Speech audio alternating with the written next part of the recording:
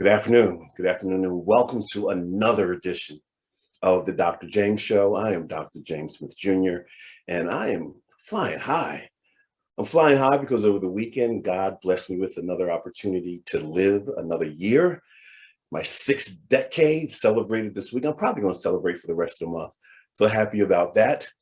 I'm thrilled that today is our last show for the season, not our last show for the season. We started the Dr. James Show last year, right when the pandemic was trending. And I wanted a way to still connect with my clients, my colleagues, my friends. And the show was birthed with me initially doing motivational talks. And after a couple of shows, I said, no, we need to bring somebody else out. That's where we are right now. Next week will be season number 2 of our Dr. James Show. I've learned a lot. I hope we are bringing great content to you, content that is informational and transformational. And today, I believe, will be the same. For those of you who are in the chat room, please give us your questions, your thoughts, your ideas with the conversation where we're going. Again, great guest. Looking forward to bringing him out. He is a councilman, is Derek S. Green Esquire. I'm just thrilled that he made time to be here today. I know that this is one of maybe 4 or 5 interviews that he's going to do. Powerful, powerful brother.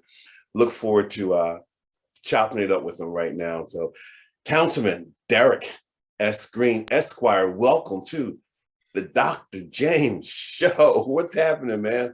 Well, thank you for the opportunity to be on the show, and congratulations on 6. I don't want to use the word decades. I'll just say 6 eras around the sun. So, congratulations on that outstanding milestone and achievement, and thank you for the great work that you're doing and bringing different types of guests and conversations.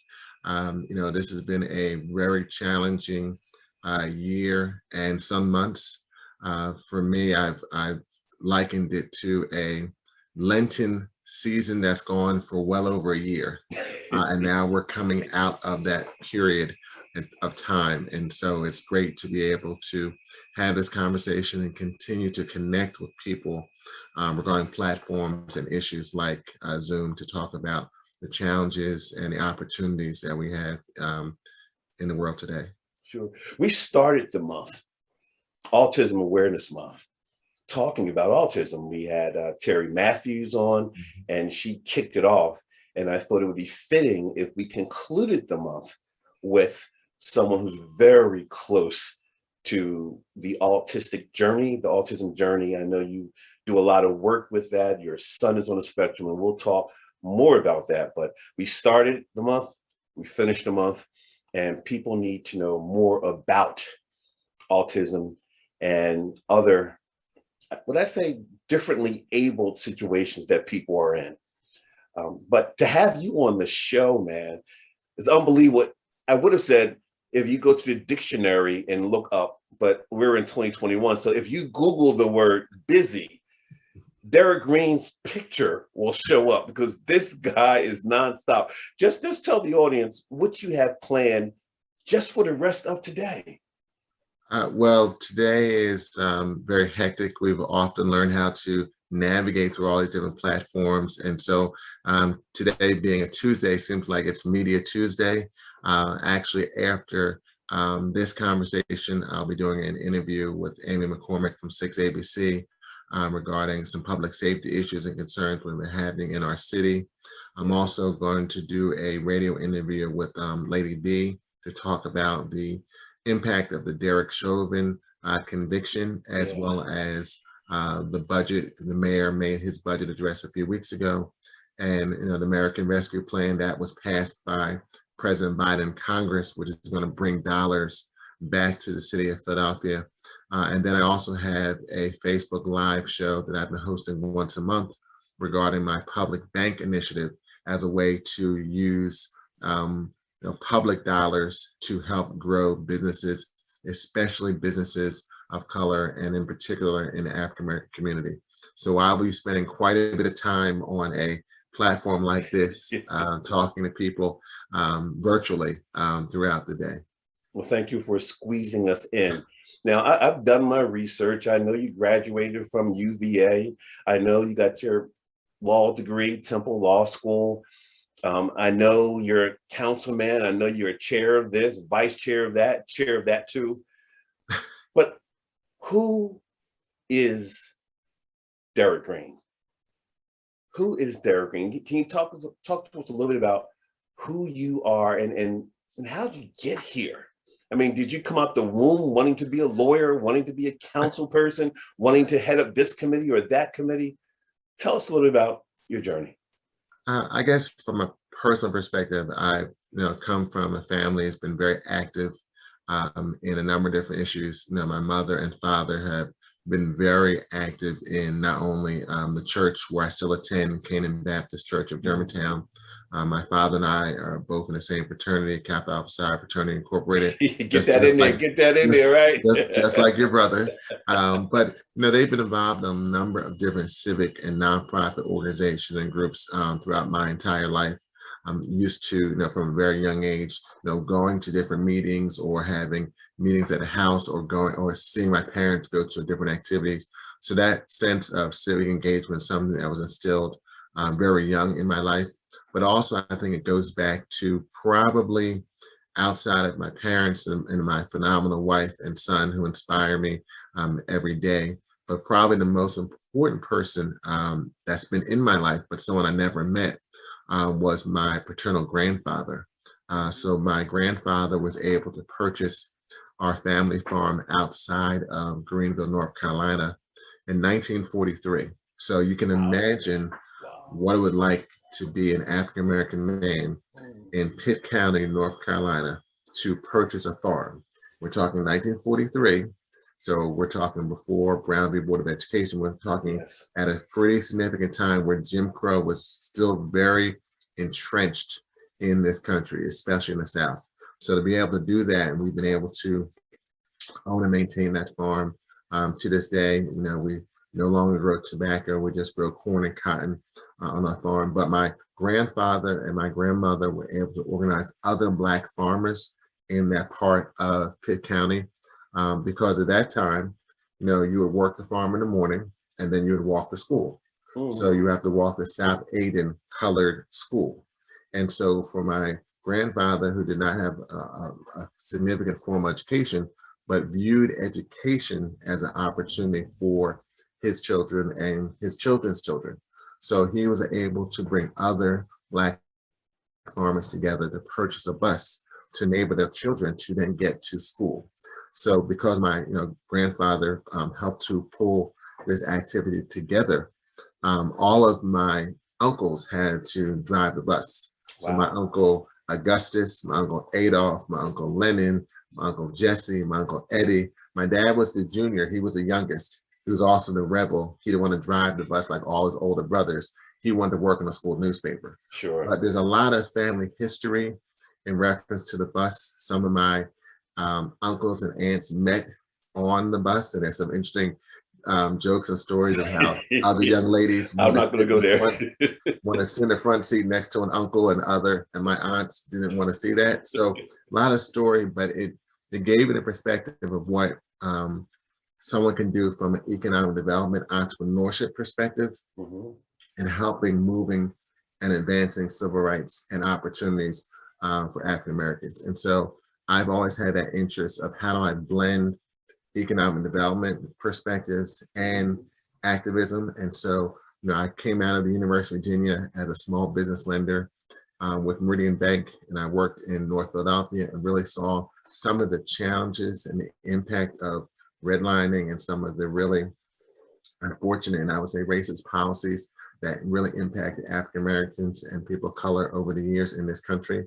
And so that's what motivated me to get more involved in civic activities. I was able to go through the Urban League Leadership Institute and then join the board of the Urban League of Philadelphia.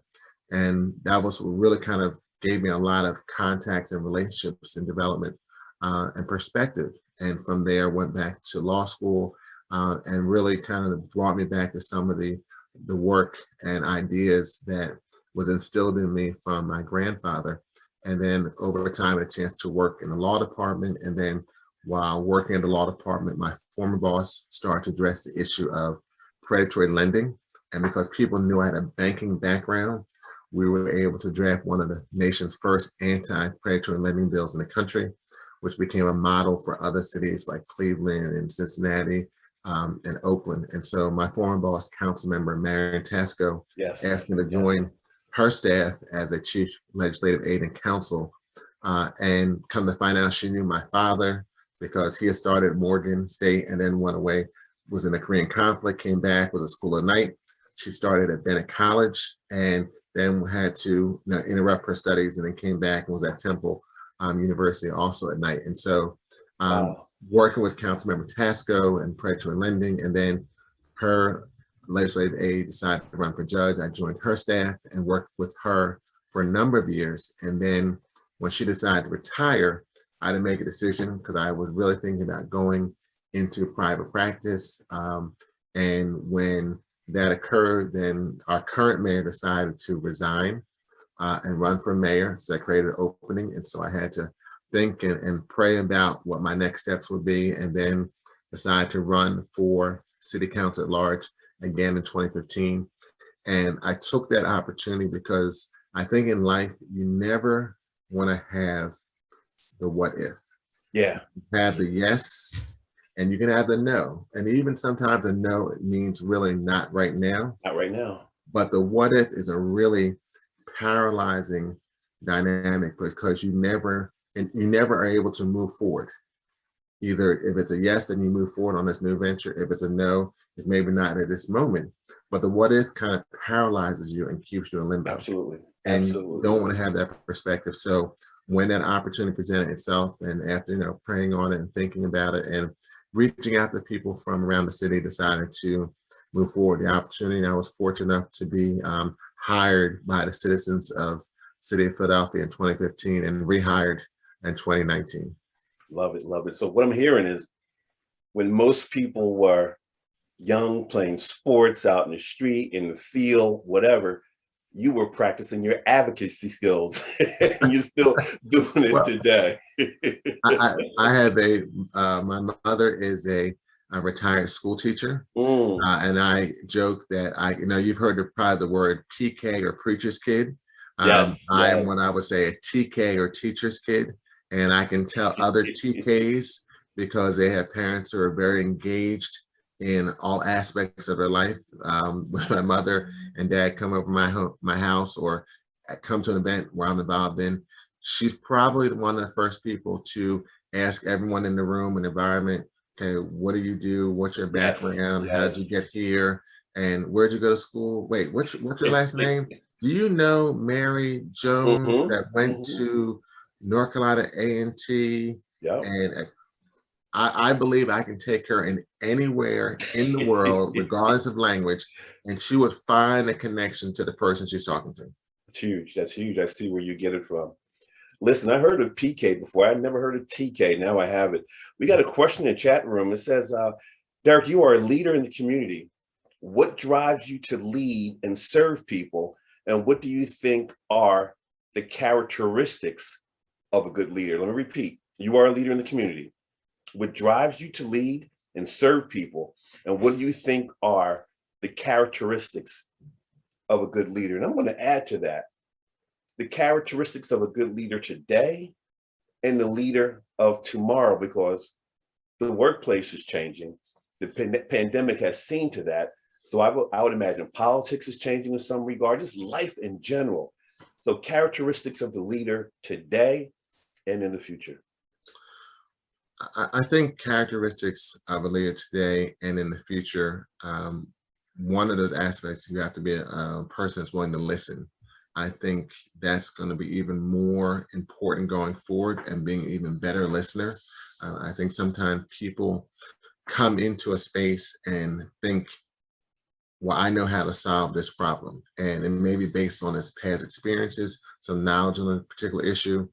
But each person comes into a challenge, and each challenge has different dynamics. Even a problem that was an issue in the past that's kind of come back again has a different dynamic now. We're dealing with a major issue in the city regarding gun violence. Now, Yep. for those who may remember in the early 70s when we had no gang war in 74 and those perspectives, and then we were able to address those issues. So we're dealing with gun violence again and violence again, but in a different dynamic, as we're going through hopefully the end of this global pandemic.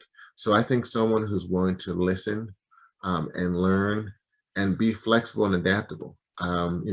Technology is changing rapidly.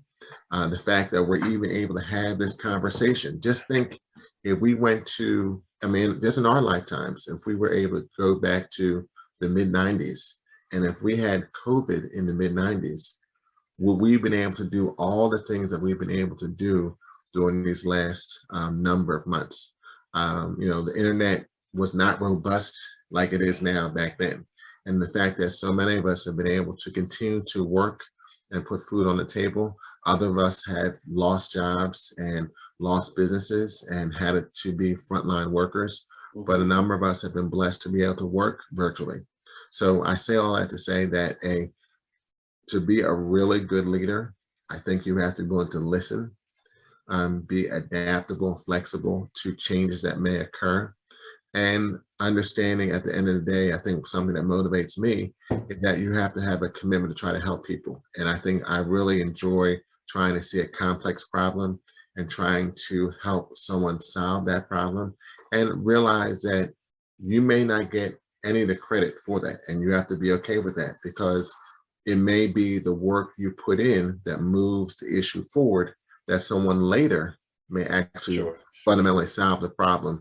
But you have to take comfort and solace in the fact that your work helped to move the ball forward, even though you may not see the end result. So I think all of those perspectives are important for a leader, not only now, but also into the future. Sure. I'm glad you said have a commitment. Oftentimes when I'm speaking to leaders or speaking to my customers, I'll say you're either interested or committed. Interest is thinking about it, talking about it, wondering about it. Commitment is getting it done. So when someone tells me they are interested in something, I know it's not going to come to fruition. But when they say they are committed, that's heavy lifting. That's getting it done, getting in, finding the time, making the time. Speaking of making the time, we have a regular to our show, and he's all the way in Sweden. You talk about not being able to do what we've done in the past today. And he has a question. He says, Derek, are there any good examples of yours when people with different backgrounds successfully work together, not separate in their ethnical groups, but together?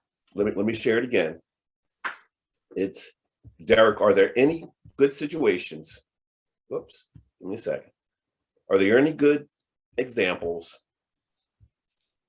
when people with different backgrounds successfully work together?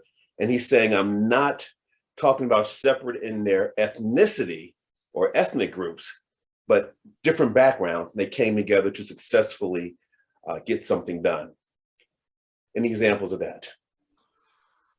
And I'm thinking backgrounds, it could be economic backgrounds, it could be industry backgrounds. We call in school, we call it interdepartmental research, where you're bringing in two different entities to research a certain topic. So that's what I'm getting from the question. So I can think of an initiative I'm working on right now. So my colleague, Councilmember Kenyatta Johnson, I was born in Philadelphia. He was born in Philadelphia, but I grew up in Bucks County. He grew up in Point Breeze. We've had different backgrounds, but I think we have a fundamental commitment to focus on issues. He started a nonprofit called Peace Not Guns, back in the early 90s, when this before he became an elected official, before he was a graduate from the University of Pennsylvania from the Fell School, and I think he was just coming out of Mansfield University, and he had a relative that was a victim of gun violence, and so he started this nonprofit. He's been very committed to addressing the issues of gun violence in our city since that time, even before becoming elected official. And so he's been focusing on gun violence issues. I've been focusing on how we address those issues from an economic development perspective and entrepreneurship. And so we've been able to come together on a number of issues. How have you been able to do that? I mean, you've come together, but what played a role in these two different mindsets? I think I would say we are both people that, although we may have been raised differently, we have similarities, maybe different approaches, but similar goals in trying to address issues like both gun violence and economic development. And so he chairs our special committee on gun violence. I chair the finance committee.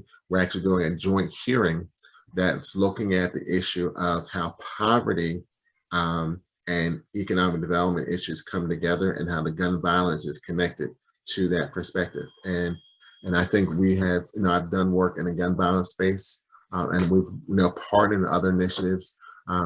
We're working on an initiative with the Greater Philadelphia Chamber of Commerce to try to address how we bring the chamber into some of these issues and become connected. And I think because of some of my relationships through the Greater Philadelphia Chamber of Commerce, and so his work that he's been doing on gun violence, he reached out to me on an issue, I've reached out to him, and we've been working collaboratively on seeing how we can address gun violence by bringing the business community in, also bringing the grassroots organizations who are really on the ground, and trying to bring that bridge by saying, yes, this gun violence issue is impacting those in the community, especially those who are doing the grassroots violence interruption, but also it's impacting the entire city of Philadelphia. And you just can't wall yourself off in some type of tower and think this is not going to impact you, because it impacts the whole city. Because if the city is not being viewed in a certain way, then you're not, as a business owner or business executive, it's going to make it harder for you to attract customers, attract talent for your workforce, make it hard to grow, and those issues. So I think it's helping us to try to make a more collaborative and holistic approach, and get away from the silos, which is what I really see in the public sector. Well, if you are someone that has Councilmember Johnson's profile, where you're going to just work on public safety issues, and that's going to be your focus. If you're someone from a Councilmember Derek Green's background, you're going to focus on economic development. Well, no, these are all interconnected. And so the fact that, he asked me to work on an initiative, I've asked him to partner for some hearings that I'm doing, I think shows that perspective of having different backgrounds, but I think having a common perspective on how we address these issues in our city. That's good. I guess the word collaborative would fit into your toolkit for what leaders are going to need in the future, the collaboration aspect. Speaking of collaboration, you mentioned earlier your phenomenal wife, your son. Tell us about your family, because the show is, we're here during Autism Awareness Month. So talk to us about it. No, my wife is someone that's definitely much smarter than I. And good answer. The more I've learned that to listen to her more and doubt less, it will probably make me much more successful in life. But she's a phenomenal woman. She is someone that, in addition to help being the glue that keeps our family together in so many different ways, she's an accomplished professional in her own right. She worked for Shared Medical Systems, which then became Siemens. She's worked as a consultant in healthcare IT consulting areas with Pricewaterhouse and Ernst & Young. She's currently working for Children's Hospital, helping to build the IT infrastructure for their new King of Prussia Hospital. She also teaches as a professor at St. Joe's University in their master's program in healthcare IT, graduate degree at St. Joe's. So she does such phenomenal work, and I'm just blessed to be able to have her in my life. And we're going on 26 years. Look at you, boo. Look at you, boo. Yeah. Getting it in. Hopefully I can get this link so I can just subtly share it so she can see it. But it will be gone 26 years of marriage in July. And then my son, Julian, is just tell us about Julian and the relationship, the special relationship that you guys have. So, Julian is just such a phenomenal person. I mean, he motivates me in so many ways. The fact that he's been able to, in spite of his learning difference of autism, been able to achieve so much in his life. He's an inspiration for me in the work that I do every day. We've had an opportunity to do a lot of great things together. I remember he was involved in a special needs sports program. Is that what we're seeing now? Well, no, this is the right is at Smith Playground, where we did a event at Smith Playground, and we've done a event there over the years in reference to an autism play day at Smith Playground, to have young people an opportunity to come to an activity in a safe space and not have fear of people looking and those dynamics, and just enjoy. And then the left is a photo from a program we did called Audible for Autism, which is a program with police officers and young people in autism space, where they get a chance to kind of play football. And they did it during halftime of the Philadelphia indoor football teams game. And so and they've done it at Westchester and Temple during college games during halftime, and give young people on the spectrum an opportunity to play football. And they're doing it against Philadelphia police officers, and they get a chance to score a touchdown and run the field and that great stuff. So it's, he's been able to inspire me to do things. And we were at a autism related athletic program, and they decided, well, we also have a karate program. So I was like, well, when I was real young, I did karate, but it was karate/yoga. And so we would do that, in the wintertime. And he was able to do all the downward dog and all those poses. Me being a little more seasoned, I'm trying to kind of hold on to the seasoned millennial perspective, although the gray my beard does not allow that. But right. Downward dog and some of the other poses were a little more, I'll just say, challenging. But it was, he's open to do so many different things, so many different activities, and he really does not allow his learning difference to defeat him. Even when he's had times where he's had a struggle or a meltdown, he's not going to allow that to define him, and he's going to continue to push forward. And I think it's the inspiration for me that if Julian can, with all the various challenges, still push forward, I can do the same thing, because my challenges are not nearly at the height of his or other people. And so it's an inspiration to continue to push forward. Derek, how old is he now? So Julian's 20. 20. Sometimes 20 going on 45. Sometimes 20 going on 55. So he has a very strong personality, like myself and his mother. So he definitely is someone that will let you know what he wants to do and what he doesn't want to do. And he has what I would say a near photographic memory. So if he's saying that we're going the wrong way, he's going to admit we're going the wrong way or doing something different than we've done in the past. So it keeps us busy. Derek, you and I have that in common. I think I mentioned to you that I have sons on the spectrum. Tell us about when you first learned, or when he was first diagnosed. I know how I felt. How about you? What was that like for you? Well, he was initially diagnosed when I would say he was about 30 months, 36 months, give or take. And, initially it was one of those things like, wow, like I had heard of autism, but didn't have a full perspective. Right. And you can do a couple perspectives. You can kind of take I don't want to say woe is me, just like, okay, now what? And have the perspective that certain things that you were maybe envisioning that he would do, and all parents do this. We're saying, my child's going to do this, and that. But those are your thoughts. That's right. For what your child's going to do. But is that what your child wants to do? And so in so many ways, when I think about Julian, if Julian was not on the spectrum, he would not be Julian. And so that is a fundamental part of him. There are dynamics of Julian that I think if he was not on the spectrum would not make him the phenomenal, wonderful person that he is. And so from initially receiving that diagnosis, we then went from a phase of, okay, what is this?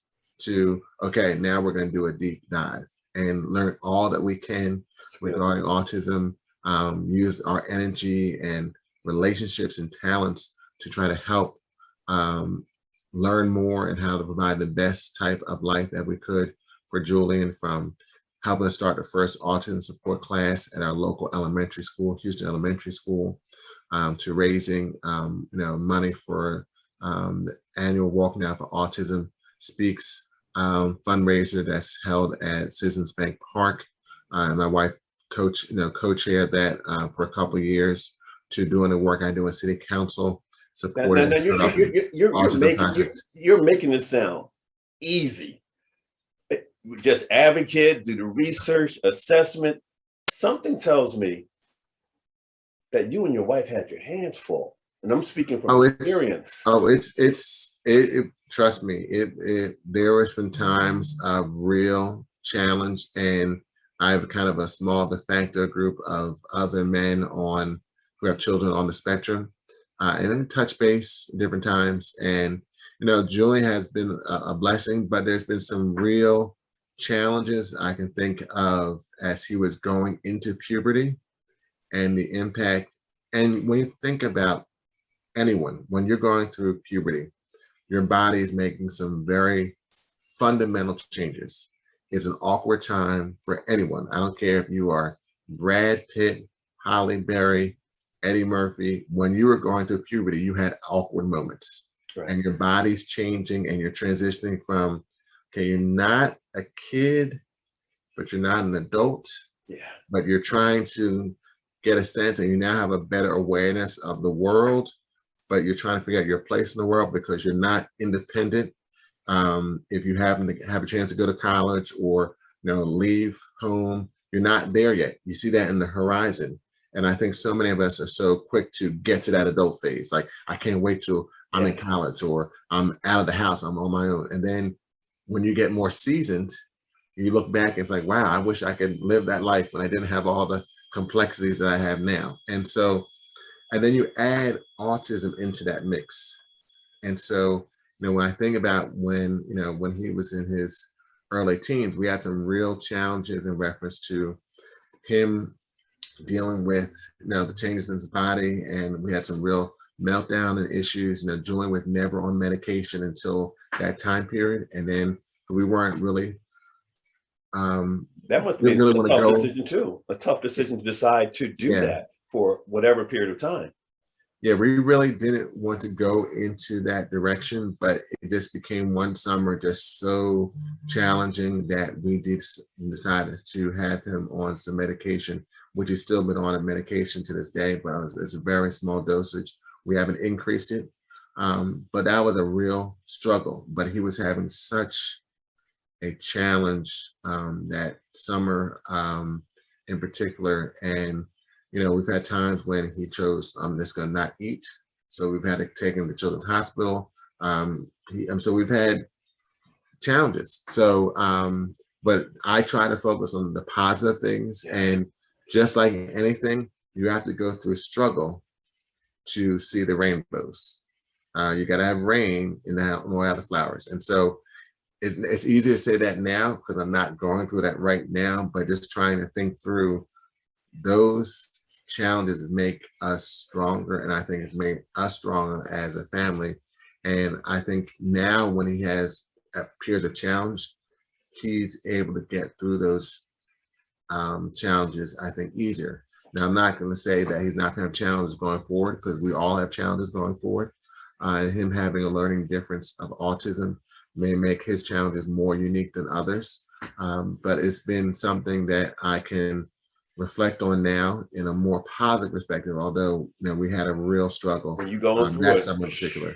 I know when you're going through it. We have a comment in the chat room. I'll see the question as well. It says, Derek, I have worked with autistic students and have friends on the spectrum. Your openness to learn about the unique gifts Julian has to offer are a model to emulate. Support groups are so important for parents and men. Support groups are so important for parents, and men are often reluctant to join these groups. Any thoughts about that? I definitely would agree with Janet's comments. I think men are we are through decades of, I won't say indoctrination, or maybe indoctrination, just rearing that, men don't show emotion, we don't cry, we don't do certain things. That's not considered manly. But going through this dynamic, I think with Julian, it's made me more willing to share my emotions and feelings. There's a gentleman by the name of Dr. Robert Nassif, who is part the Center for Autism, and we were able to have work with the Center for Autism, and Julian received services from the center. My wife is now on the board for the Center for Autism, and he has, I think his son is now 30, I think early 30s, and he talked about his experiences as not only as a professional, but having a child on the spectrum. And I remember when Julian was at the Center for Autism, and he would go there during the day, and it would be in a traditional daycare in the early part of the day, and then the latter part of the day, we were able to participate in a intergenerational men's group. So with myself and my dad and other fathers and grandfathers talking about the challenges of being a father with a child on the autism spectrum. And Dr. Nassif still has a men's group to this day. They meet on a monthly basis. There's friends I met in other avenues who also are part of that men's group. And they just talk about their feelings and perspectives and the dynamics that men have in the comfort of other men that can relate to the issues like, okay, we wanted to go to XYZ location, like the mall, and my son had a meltdown because he didn't want to get on the escalator because it was going too fast. I mean, we just went to the mall on Saturday for the first time in a year, and we were going up the escalator that was going too fast, and Julie didn't want to go on the escalator, and paused for a moment, and then we decided to walk up the stairs. And I can remember, when he was much younger, he had a major meltdown in a different mall based on an escalator. And he was screaming, escalator, escalator, escalator. But at the same point, he still wanted to get on the escalator because he's been on escalators in the past. So that's a very real perspective of something that just happened over the weekend. But now he was able to adapt and adjust, as opposed to screaming escalator. We were able to say, hey, Joe, let's just take the steps, and was able to take the steps. And that's the maturing dynamic, I think, as he's aged, has made it easier. But I think having support groups like Dr. Nassif's group is very important. That's good. You're talking about meltdown. I remember my little guy was having a meltdown in the car we were going grocery shopping. So we were in the car, and I'm in the front, he's in the back, and he begins to have a little meltdown, and I go to console him, to hold him, and he's going for it. Police pull up. I'm like, oh my God, please, please, please. Is everything all right? What's going on here? And of course I explained what was going on, but you would have to live it in order to understand it. Let me ask you another question about living it. And Dr. Smith, if I could just pull up on one point, what you just talked about, the speech I've given in City Council, especially in this current context of the dynamics in public safety and criminal justice. And I've had two uncles on my mother's side that have been involved in law enforcement, a former police officer. I'm a former assistant district attorney, so I've worked with police.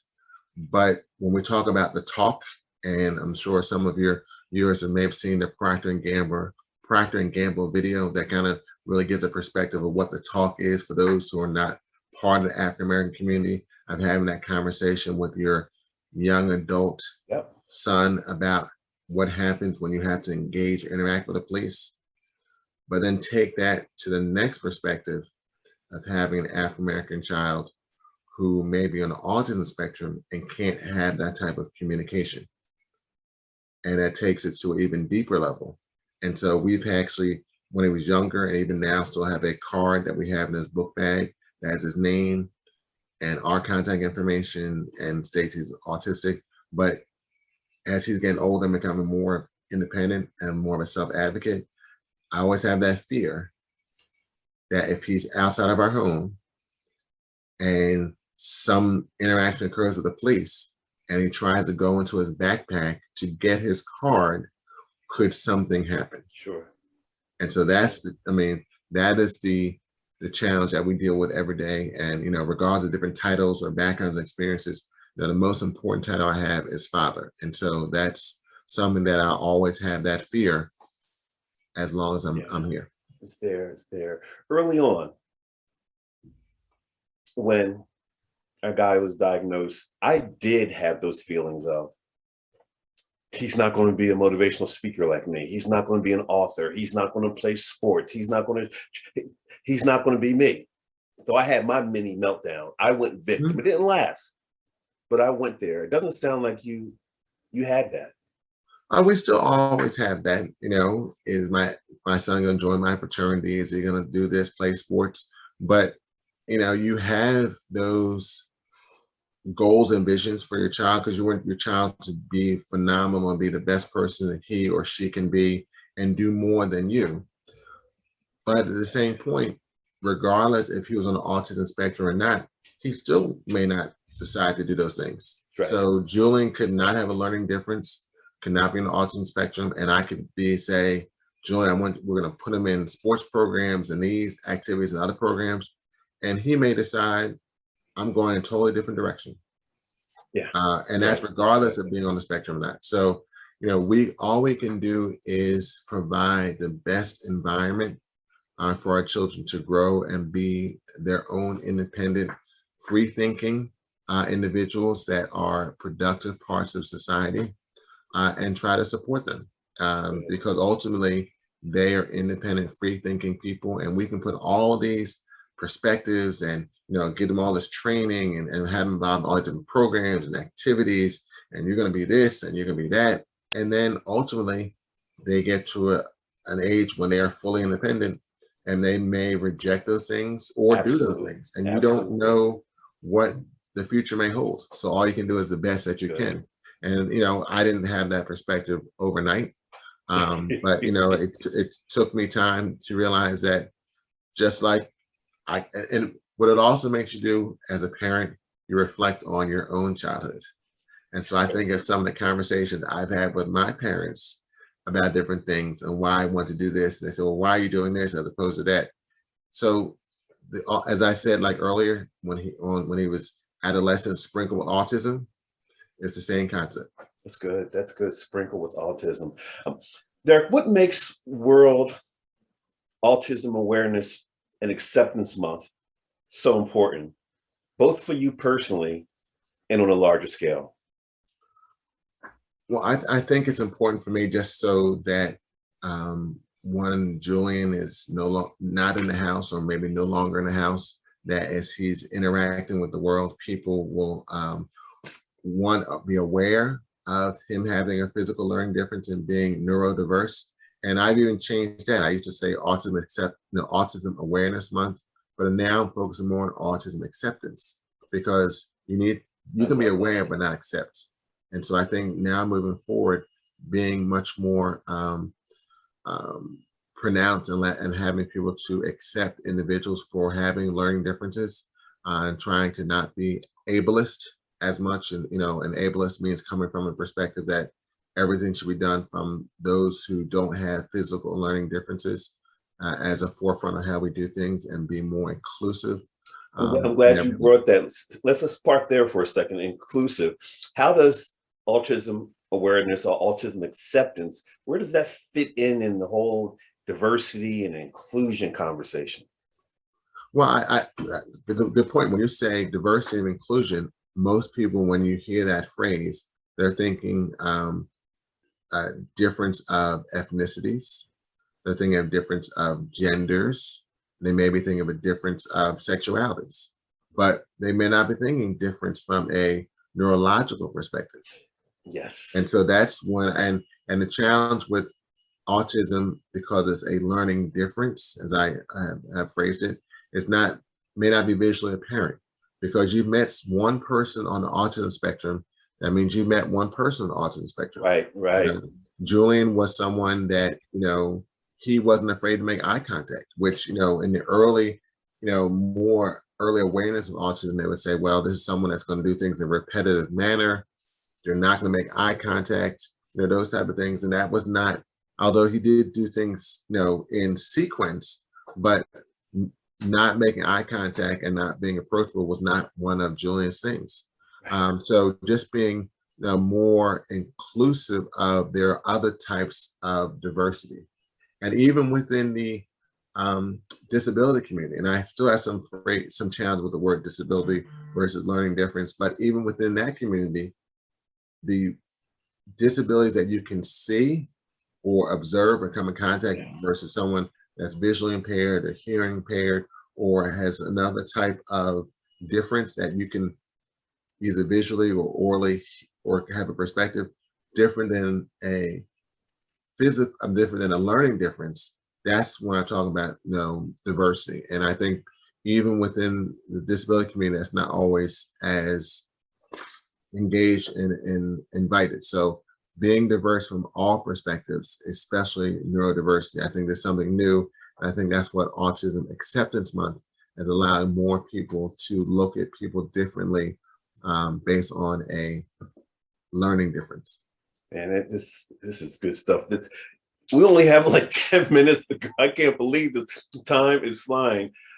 There's so many places I want to go, but take it to a chat room for a second. There's a question about business and finance. The question is, do you think having a strong business and finance background is an asset for a politician? If so, and why?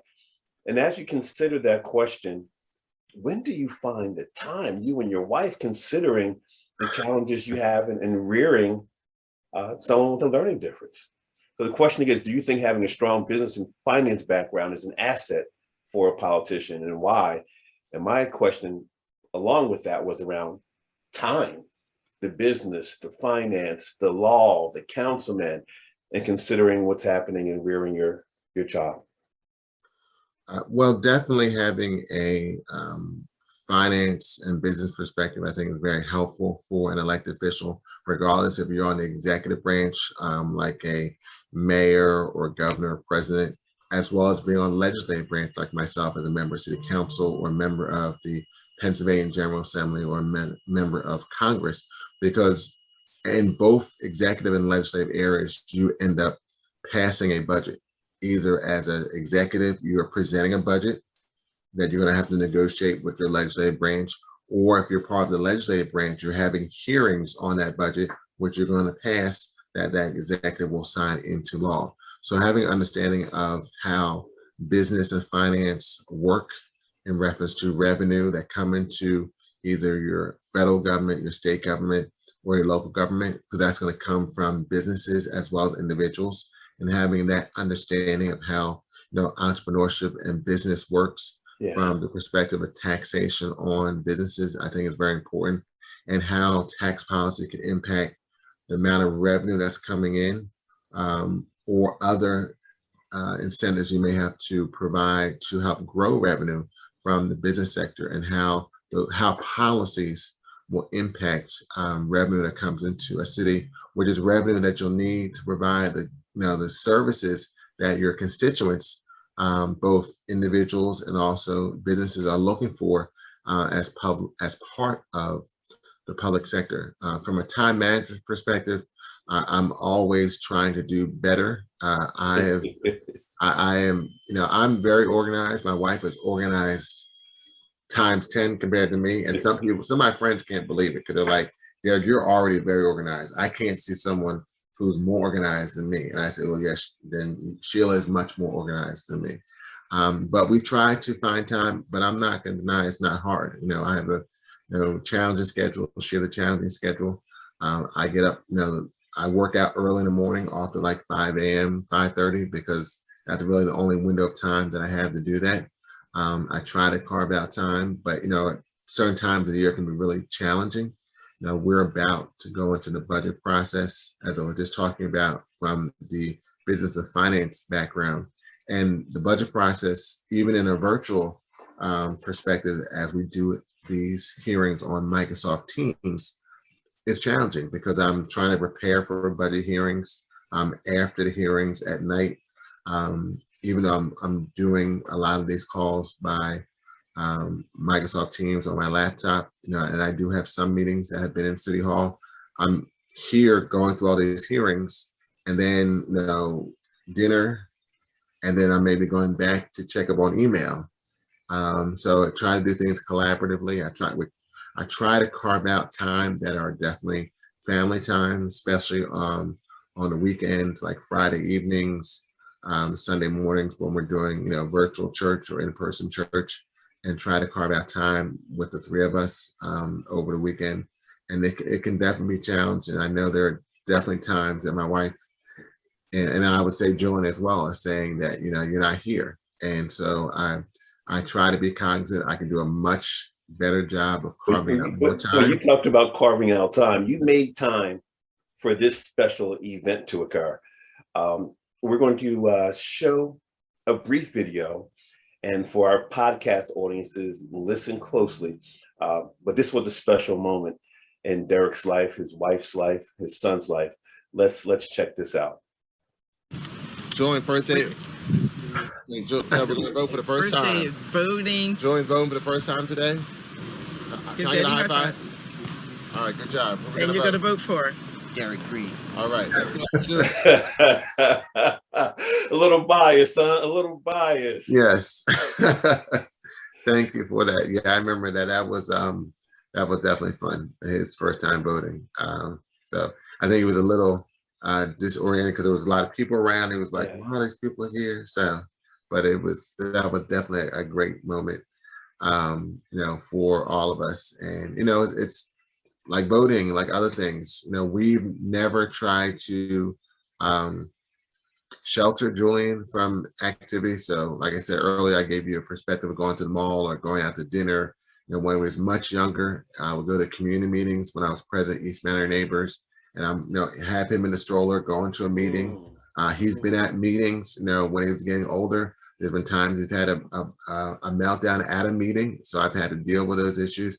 And it's funny because I live in that area, and there are people that have seen Julian grow, and they're like, "Hey, Derek, well, I don't care about you. I see you. How's Julian?"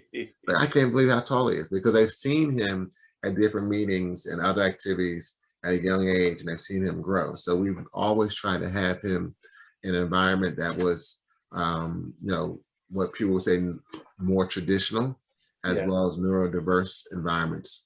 Speaking of environments, I know my little guys, sound and noise, they can't do it.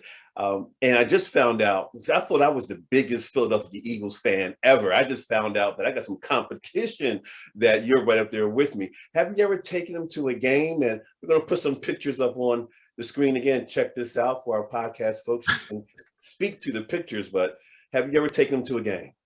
I've not taken him to Eagles game because I think that's a little too loud for him and just that environment. He's been at Sixers games, been at Phillies games.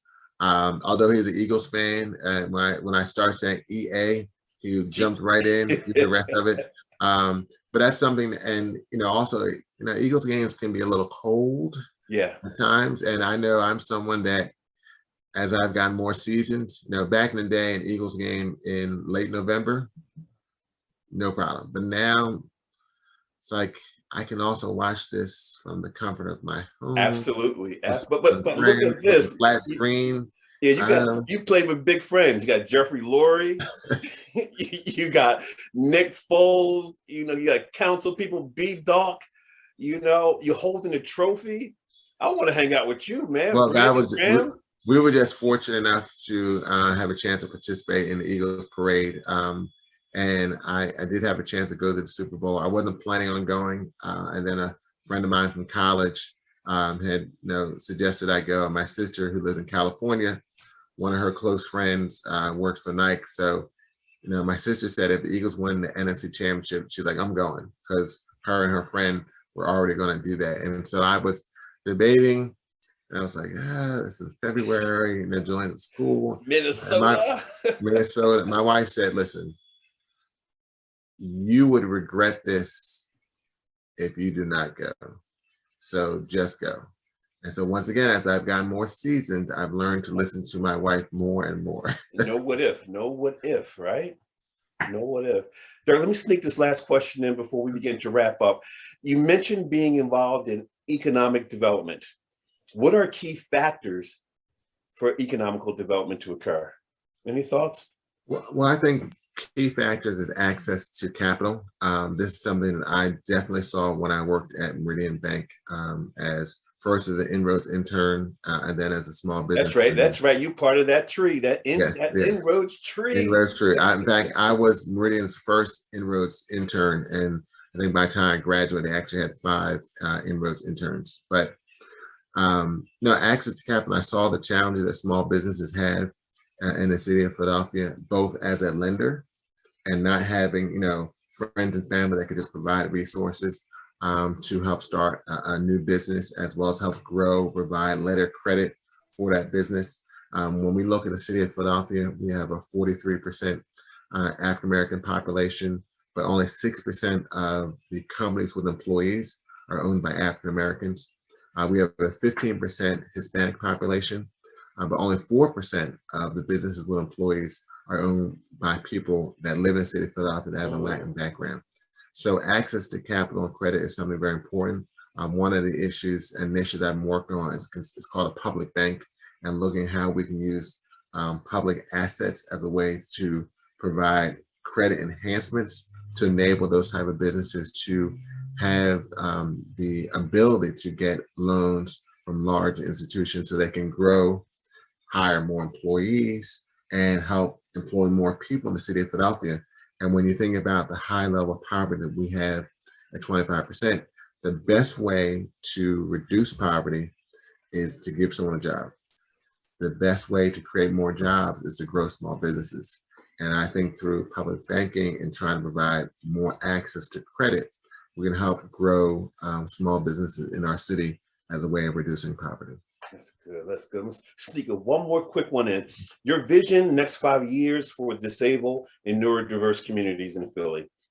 Quick snapshot, your vision next 5 years. My vision is, and this goes to the work we're doing with Special Olympics, Southeast Pennsylvania, a city of inclusion, and being the premier city of inclusion, not only in the United States, but around the globe, where we have a city that has a lot of great assets for those that have learning differences like autism. I mentioned the Center for Autism, which has been around for decades. Other organizations like Bancroft, which was started in Philadelphia, but it's based in South Jersey. So we have a lot of phenomenal organizations here in Philadelphia that when I talk to other people in other parts of the country, they don't have. But for all of these outstanding organizations, we still have so much more work to do. When we think about the tragic death of Walter Wallace Jr. in October of last year, someone that had a behavioral health challenge, we have more work to do. But there's been great programs like the Audible for Autism program that brings police officers and young people on the autism spectrum together. We talked about the Center for Autism. Autism Speaks, there's a lot of work in this space, as well as the Philadelphia Autism Project, which has an initiative that I support very strongly called the Community Autism Peer Specialist, which hires young adults on the autism spectrum to be employed and mentor younger people on the autism spectrum. So we have a lot of work to do, and I hope that in the coming years that Philadelphia really gets a chance to live up to our goal of being a city of inclusion for people of all backgrounds, regardless of your ethnicity, your gender, your orientation, but also regardless of your neurodiversity as well. Love it. I love it. We usually do a segment called a mini keynote, where we ask our guests to give us 30 seconds of their best stuff on a call to action or encouragement, perseverance. Well, you just did it. You didn't realize it, but you just did it. That was a keynote. That was a keynote. We cannot thank you enough, Councilman, for the wisdom you brought today, the experience, your courage, your vulnerability. I mean, you opened up your house. My life, this is what's going on for me, and this is where I'm going in the future. My wife, my son, I'm serving the city of Philadelphia, just doing what I do every day. So thank you immensely for making the time, because I think your next interview probably in 5 minutes. So thank you for that. Well, definitely thank you for the opportunity. It's great to be here, but thank you for the work that you're doing and really lifting up people, providing words of encouragement and having this type of dialogue which is so needed, especially in the world today. Right. Thank you. Now, don't go quite yet. Don't go. Listen, this was our first season. We're putting a bow on it with Councilman. Our season 2 starts next week, same time.